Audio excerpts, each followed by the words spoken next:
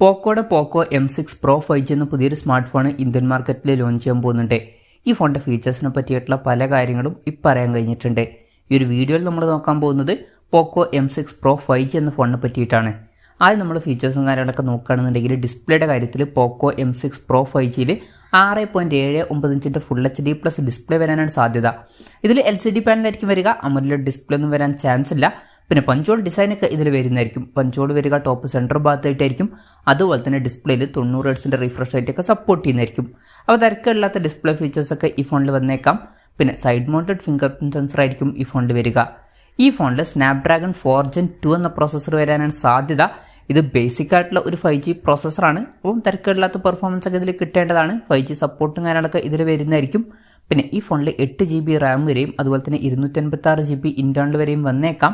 LPDDR4Xൻ്റെ റാമും UFS 2.2 storage ടൈപ്പൊക്കെ ഇതിൽ വരുന്നതായിരിക്കും. IR ബ്ലാസ്റ്റർ എന്നുള്ള ഫീച്ചർ ഈ ഫോണിൽ വരുന്നതായിരിക്കും. അതായത് ഈ ഫോൺ റിമോട്ടൊക്കെ ആയിട്ട് യൂസ് ചെയ്യാൻ കഴിയേണ്ടതാണ്. 3.5mm ഓഡിയോ ജാക്ക് ഈ ഫോണിൽ വരും.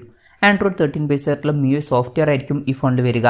ക്യാമറയുടെ കാര്യം പറയുകയാണെന്നുണ്ടെങ്കിൽ ഫോണിൻ്റെ പിന്നിൽ ഡ്യുവൽ ക്യാമറ സെറ്റപ്പ് വരാനാണ് സാധ്യത. 50 മെഗാപിക്സലിൻ്റെ f1.8 അപ്പേഴ്സിൽ വരുന്ന മെയിൻ ക്യാമറ സെൻസർ ആയിരിക്കും ഈ ഫോണിൽ വരിക. രണ്ടാമത് 2 മെഗാപിക്സൽ ഒരു ടച്ച് സെൻസറും വരുന്നതായിരിക്കും. ശ്രദ്ധിക്കേണ്ട ഒരു കാര്യം, ഇതിൽ അൾട്രാ വൈഡ് ആംഗിൾ ലെൻസ് ഒന്നും വരാൻ സാധ്യതയില്ല. ഫ്രണ്ടിൽ 5 മെഗാപിക്സൽ സെൽഫി ക്യാമറ വരാനാണ് സാധ്യത. പിന്നെ 5000 mAh ബാറ്ററിയൊക്കെ ഈ ഫോണിൽ വന്നേക്കാം.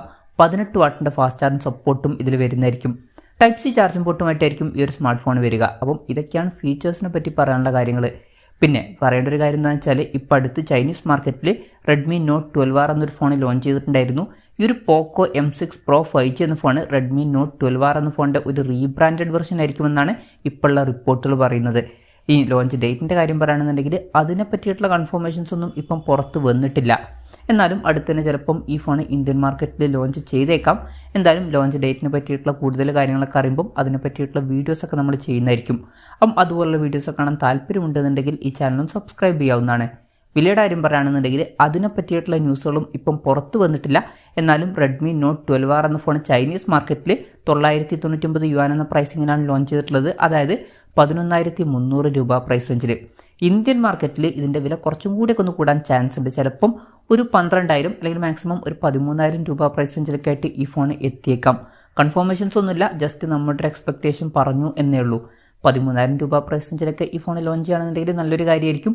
എന്തായാലും പോക്കോയുടെ പോക്കോ M6 Pro 5G എന്ന പുതിയൊരു സ്മാർട്ട് ഫോൺ ഇന്ത്യൻ മാർക്കറ്റിൽ ലോഞ്ച് ചെയ്യാൻ പോകുന്നുണ്ട്.